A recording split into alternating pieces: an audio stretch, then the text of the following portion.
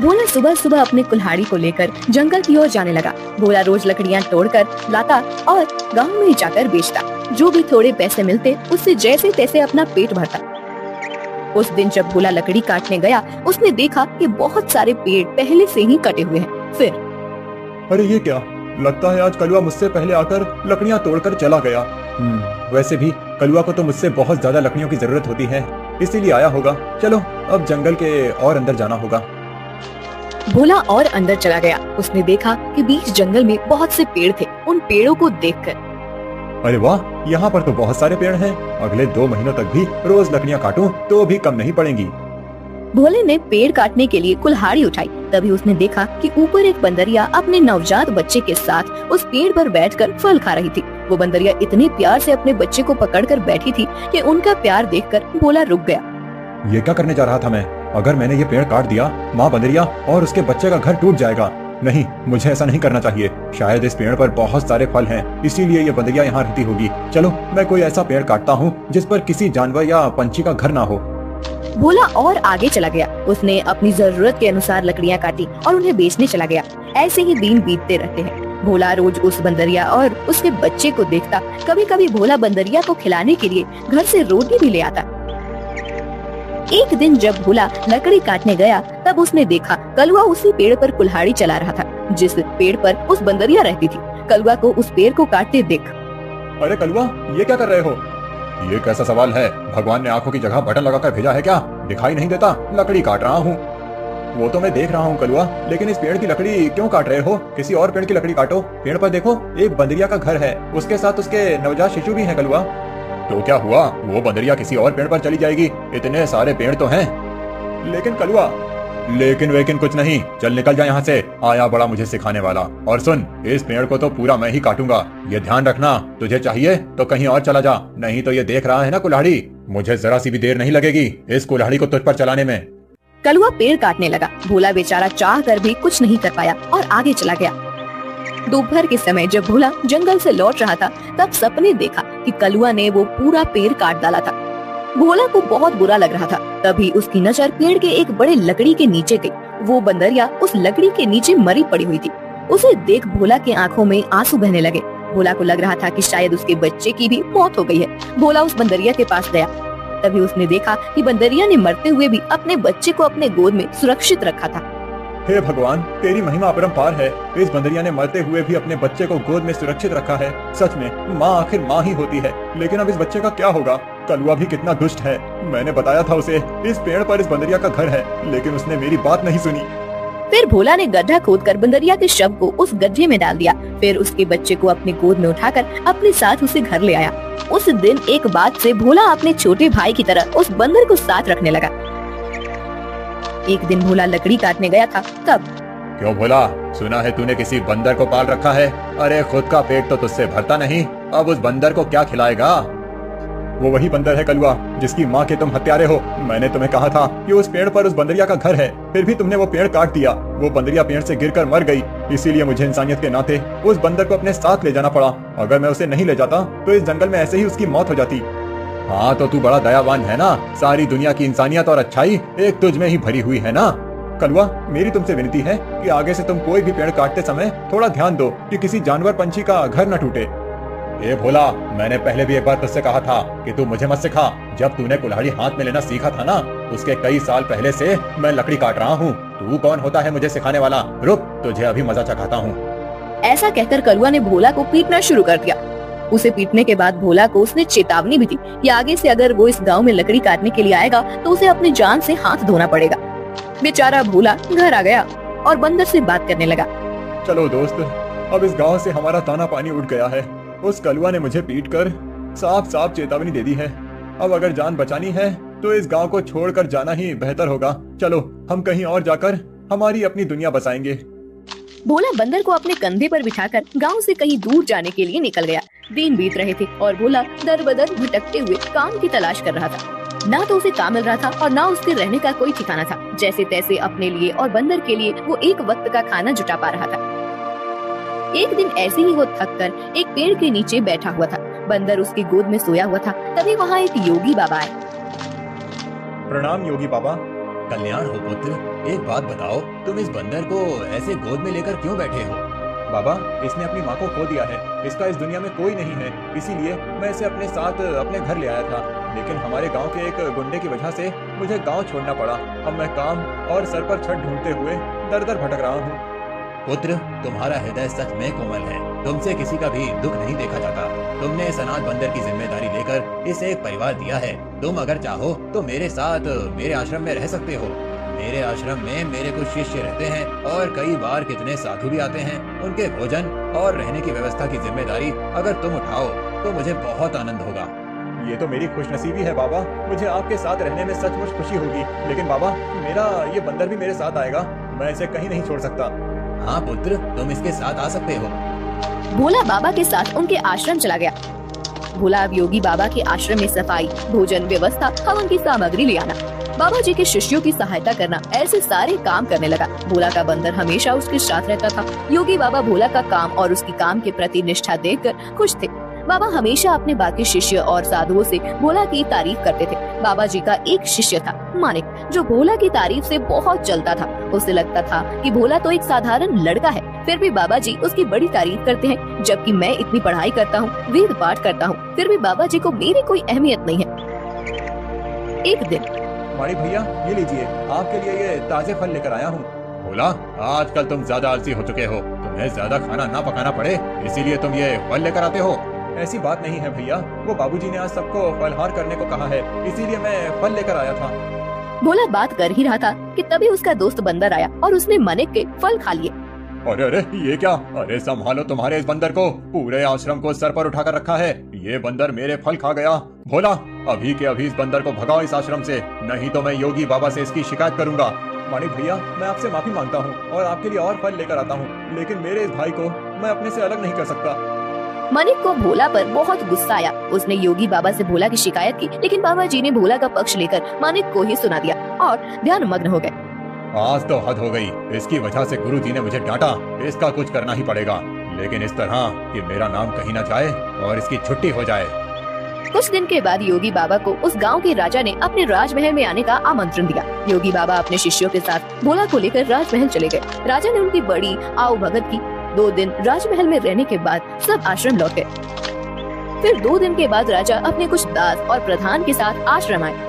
क्षमा करें बाबूजी, यहाँ आकर आपको कष्ट दे रहा हूँ, लेकिन बात ही ऐसी है कि मुझे स्वयं आपकी भेंट लेने आना पड़ा। कोई बात नहीं, आपके आने का कारण बताइए। समझ नहीं आ रहा कैसे कहूँ बाबूजी, 2 दिनों से हमारी महारानी का नवलखा हार कहीं गुम हो गया है। समझ नहीं आ रहा कि कहाँ गायब हो गया। साफ साफ बताइए कि आप क्या कहना चाहते हैं। क्या हमारे जाने के बाद से वो हार गुम हुआ है? सच कहूँ तो हाँ। मतलब हम में से किसी ने वो हार चुराया है, ऐसा कहना है आपका? नहीं बाबूजी, मैं आप पर शक करने का पाप नहीं कर सकता, लेकिन महारानी की वजह से मुझे यहाँ पर आना पड़ा। महाराज, आपके यहाँ आने की वजह से मुझे कोई आपत्ति नहीं हुई, लेकिन मैं अपने सारे शिष्यों को अच्छे से जानता हूँ। मेरे शिष्यों में से कोई भी चोरी जैसा पाप नहीं कर सकता। फिर भी अगर आपको तसल्ली ना हो तो आप सबकी तलाश ले सकते हैं। राजा के साथ आए हुए दासों ने सबकी तलाशी ली। तब उन्हें भोला की झोली में वो 9 लखा हार छुपाया हुआ मिला। वो भोला को पकड़कर ले गए। छोड़ो मुझे, मैंने कुछ नहीं किया है। बाबूजी, मैं सच कह रहा हूँ, मैंने चोरी नहीं की। भोला, तुमने चोरी की है? मैं सोच भी नहीं सकता था कि तुम इतनी गिरी हुई हरकत कर सकते हो। नहीं नहीं मालिक भैया, मैं सच कह रहा हूँ, मैंने कुछ नहीं किया। मैंने उस हार को देखा भी नहीं था। बाबूजी, ये लड़का रंगे हाथों पकड़ा गया है। अब मैं कुछ नहीं कर सकता, मुझे इसे सजा दिलाने के लिए महल लेकर जाना होगा। बाबूजी, मुझे बचा लीजिए, मैंने सच में कुछ नहीं किया। आप मुझे जानते हैं, मैं चोरी के बारे में सोच भी नहीं सकता। बुरे से बुरे वक्त में भी मैंने चोरी नहीं की, तो अब क्या करूँगा? मेरा विश्वास कीजिए। राजा के दास भोला को ले जाने लगे, तभी उनके पीछे से आवाज आई, रुकिए, मेरे भाई ने चोरी नहीं की है। सबने पीछे मुड़कर देखा। भोला का बंदर पीछे खड़ा होकर बोल रहा था, महाराज, मेरे भाई ने चोरी नहीं की है। ये हार किसी ने जानबूझकर उसके झोले में डाला है। ये क्या, एक बोलने वाला बंदर? हाँ, मैं एक बोलने वाला बंदर हूँ। मेरे बचपन से लेकर भाई मुझसे बात करते आए हैं। ये रोज मुझसे ढेर सारी बातें करते हैं। उन्हें बोलते हुए देख और उनकी बातें सुनकर ही मैंने बोलना सीखा है। मैं दावे के साथ कह सकता हूँ, मेरे भाई ने चोरी नहीं की है। अच्छा, तो तुम दावे के साथ कह रहे हो, तो तुम्हें ये भी पता होगा कि ये हार जानबूझकर इसकी झोली में किसने डाला? हाँ, मुझे पता है। इस माड़िक ने मेरे भाई के झोले में वो हार डाल दिया था। क्या तुम सच बोल रहे हो? नहीं नहीं बाबूजी, ये झूठ बोल रहा है, मैंने सच में चोरी नहीं की है। तुम्हारी लड़खड़ाती हुई जुबान ने सब सच कह दिया है माड़े। मैं कभी सोच ही नहीं सकता था कि तुम ऐसा करोगे। सच सच बताओ, तुमने चोरी क्यों की और उसका इल्जाम बेचारे भोला पर डालकर क्या करना चाहते थे तुम? मानिक ने अपनी जलन के बारे में सब सच सच बाबा जी को बता दिया। महारानी के हार की चोरी के जुर्म में मानिक को पकड़ लिया गया। फिर भोला, तुम्हारा ये बंदर सच में बड़े काम का है। ये हमारे राज्य की बड़ी मदद कर सकता है। मैं चाहता हूँ कि तुम इसके साथ हमारे राज्य के गुप्तचर बन जाओ और हमारे शत्रुओं की गतिविधियों पर नजर रखो। इस बंदर पर किसी को शक नहीं होगा और तुम आसानी से सब पर नजर रख पाओगे। इस काम के बदले में तुम्हें बहुत धन दिया जाएगा। राजा जी की बात भोला को सही लगी। योगी जी ने उसमें हामी भरी। भोला अब राज्य का पहला ऐसा गुप्तचर बन गया जिसका साथी एक बंदर था। रूपा अपना पिज्जा का ठेला लेकर जा रही थी। ले लो, गरम पिज्जा ले लो, वेज पिज्जा, चीज पिज्जा ले लो। बहुत दिनों से रूपा का पिज्जा का धंधा कुछ ठीक से नहीं चल रहा था। ग्राहक उसके ठेले के पास से गुजरते थे लेकिन पिज्जा खरीदने के लिए नहीं रुकते थे। तभी वहाँ रूपा के पिता की उम्र का किशोरी लाल आया। किशोरी लाल सीटी बजाते हुए, अरे वाह, आज तो लगता है मेरी नसीब बहुत जोरों पर है। सुबह सुबह चिकनी चमेली के दर्शन हो गए। मेरा रास्ता छोड़िए। अरे रास्ता छोड़े मेरे दुश्मन। हम दोनों के तो रास्ते जल्दी ही एक होने वाले हैं और तुम बोल रही हो कि रास्ता छोड़ दो। ये ठीक नहीं है डार्लिंग। अच्छा, तुम्हें डार्लिंग कहूंगा तो चलेगा ना? वो क्या है ना, मैंने सुना है कि आजकल की लड़कियां को डार्लिंग, जानू बच्चा, ऐसे सब सुनना अच्छा लगता है। तुम बताओ मैं तुम्हें क्या कहकर पुकारूं? कोई जरूरत नहीं है मुझे किसी भी नाम से पुकारने की, जाने दीजिए मुझे। रूपा रास्ता बदलकर जाने लगी। तभी किशोरी लाल ने रूपा का हाथ पकड़ लिया। छोड़ो मेरा हाथ, छोड़ो। अपनी बेटी की उम्र की लड़की का हाथ पकड़ने में शर्म नहीं आती तुम्हें किशोरी लाल? किशोरी लाल नहीं, सुनिए जी कहकर बुलाओ मुझे। और मुझे शर्माने की जरूरत नहीं है। शादी होने वाली है हमारी। तुम्हारी उस जुआरी बाप ने मुझसे कर्जा लिया था, कर्जा नहीं चुका पाया, इसलिए अपना घर उसने मेरे नाम पर दिया। ये तो मेरी रहमत समझो कि मैंने तुम लोगों को घर से बाहर नहीं निकाला। ये करके भी वो रुका नहीं, फिर से जुआ खेलने के लिए मुझसे पैसे लिए और कहा कि अगर पैसे नहीं चुका पाया तो मेरी बेटी से शादी कर लेना। अब एक तो तुम्हारे बाप को कहो कि मेरे पैसे लौटाए, नहीं तो तुम मुझसे शादी करने के लिए तैयार हो जाओ। हाँ। रूपा मायूस होकर घर चली आई। उसने अपनी माँ भारती को रोते हुए सब बात बता दी। तभी रूपा के पिता, अरे सही तो कह रहे थे सेठ, तुम्हारे तो नसीब खुल गए हैं कि इतने अमीर आदमी से तुम्हारी शादी होगी। नहीं बाबू, मैं इतने बड़े आदमी से शादी नहीं करूंगी, चाहे कुछ भी हो जाए। और माँ, आज के बाद मैं नहीं जाऊंगी पिज्जा का ठेला लेकर। रूपा अंदर जाकर रोने लगी। अगले दिन से भारती पिज्जा बेचने जाने लगी। कुछ दिन हो गए लेकिन फिर भी जितनी जरूरत थी उतना धंधा नहीं हो रहा था। भारती बहुत परेशान हो गई थी। दिन भर पूरे गांव में घूमने के बाद रात को भारती घर जा रही थी। वो एक जगह पर बैठ गई। हे भगवान, और कितनी परीक्षा लोगे हमारी। इतनी मेहनत करके भी पैसे हाथ में नहीं आते। पति है जिसे जुआ खेलने से फुर्सत नहीं मिलती। एक लौती बेटी है, इतनी रूपवती है, लेकिन उसके पीछे वो किशोरी लाल पड़ा है। मेरी बेटी को उस किशोरी लाल के चंगुल से कैसे बचाऊं? पता नहीं ये पिज्जा का धंधा क्यों चल रहा है। अगर पैसे नहीं मिले तो क्या करूंगी? भारती अपने आप से बात कर रही थी। तभी उसके पास एक बूढ़ी दादी आकर बैठ गई। क्या हुआ बेटी, क्यों रो रही हो? क्या बताऊं अम्मा, मेरे जीवन में इतनी परेशानियां हैं कि क्या कहूं। भारती ने अपनी राम कहानी बूढ़ी अम्मा को बताई। बेटा ये लो, कल से तुम ये मसाला डालकर पिज्जा बनाना। देखना, इस जादुई मसाले से जो पिज्जा बनेगा उसका स्वाद के चर्चे दूर दूर तक होंगे। जल्दी तुम्हारी सारी परेशानियां दूर हो जाएंगी। भारती को वो मसाला देकर बूढ़ी अम्मा गायब हो गई। अगले दिन भारती ने उस जादुई मसाले से पिज्जा बनाया। अरे वाह माँ, आज तो पिज्जा की खुशबू बहुत अच्छी आ रही है। मैं एक खाकर देखूं? वाह माँ, ये तो सच में बहुत अच्छा बना है। कैसे बनाया तुमने ये? इसमें कुछ अलग डाला है क्या तुमने? हाँ, कल रात को ये थक कर उस पुराने खंडर के पास बैठी थी। तभी वहाँ एक बूढ़ी अम्मा आई थी। मैं बहुत परेशान होकर रो रही थी। तभी उन्होंने मुझे मेरे रोने का कारण पूछा। जब मैंने उन्हें हमारे बारे में सब सच बताया, तब उन्होंने मुझे ये मसाला दिया और कहा कि इसमें पिज्जा में डालकर पिज्जा बनाऊंगी तो पिज्जा का स्वाद बढ़ जाएगा। वही मसाला में डाला है अभी इसमें। क्या? उस खंडर के पास? माँ, तुम्हें पता नहीं वहाँ क्या है? तुम इतनी डर क्यों रही हो? ऐसा क्या है वहाँ पर? अरे माँ, कहते हैं कि वहाँ पर एक बूढ़ी का भूत रहता है। तुम्हें जो बूढ़ी अम्मा मिली थी, कहीं वो वही भूत तो नहीं थी? ये क्या बोल रही हो तुम बेटा? कल मेरी मुलाकात एक भूत से हुई थी, लेकिन उसे देखकर ऐसा लग तो नहीं रहा था। लेकिन माँ, ये तो सोचो कि कोई सामान्य औरत तुम्हें जादुई मसाला कैसे देगी? हो ना हो वो जरूर कोई भूत ही होगी।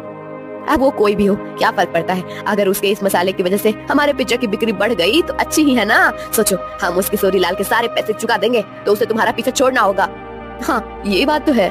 सिर्फ एक बात याद रखना, किसी को कानो कान खबर ना हो कि हमें किसी भूतनी ने जादुई मसाला दिया था। भारती अपना ठेला लेकर निकल पड़ी। जादुई पिज्जा की महक पूरे गाँव में फैल रही थी। अरे भारती, आज तो बहुत बढ़िया खुशबू आ रही है तुम्हारे ठेले से। जरा एक दो पिज्जा खिलाओ तो। भारती ने लालचंद को गर्मा गर्म पिज्जा सॉस के साथ दिया। लालचंद पिज्जा खाने लगा। अरे वाह, क्या स्वाद है। वाह वाह, मजा आ गया।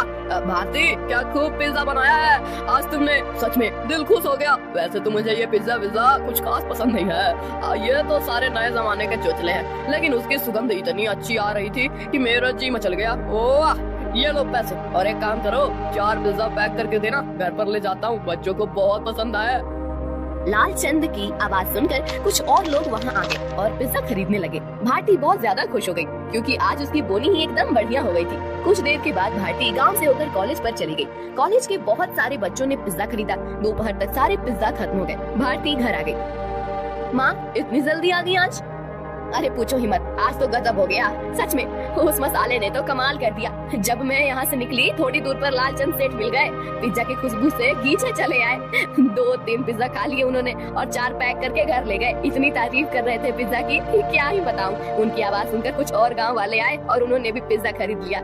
आज तो बहुत अच्छी बोनी हो गई थी। फिर मैं कॉलेज पर चली गई। वहाँ भी बच्चों की खाने की छुट्टी हुई थी। क्या कहते हैं उसे, हाँ, रिसेस। बहुत से बच्चे बाहर आए और पिज्जा लेकर चले गए। सारे पिज्जा खत्म हो गए। अरे वाह, मतलब भूतनी ने दिए हुए मसाले ने आपका काम कर दिया। माँ, अगर रोज ऐसे ही पिज्जा की बिक्री होने लगी तो बहुत जल्द हम सारा कर्जा चुका देंगे। हाँ बेटा, ऐसा ही होगा। एक दिन, रूपा, मैं सोच रही हूँ कि मैं दोपहर को घर आ जाती हूँ। बाद में पूरा टाइम मैं खाली बैठ रहती हूँ, तो क्यों ना शाम के समय भी पिज्जा का ठेला लगाना शुरू कर दूँ। लेकिन माँ, तुम कितना काम करती हो? शाम को भी काम करोगी तो थक नहीं जाओगी? थक तो जाऊंगी, लेकिन सोचो, मुनाफा भी तो दुगना हो जाएगा।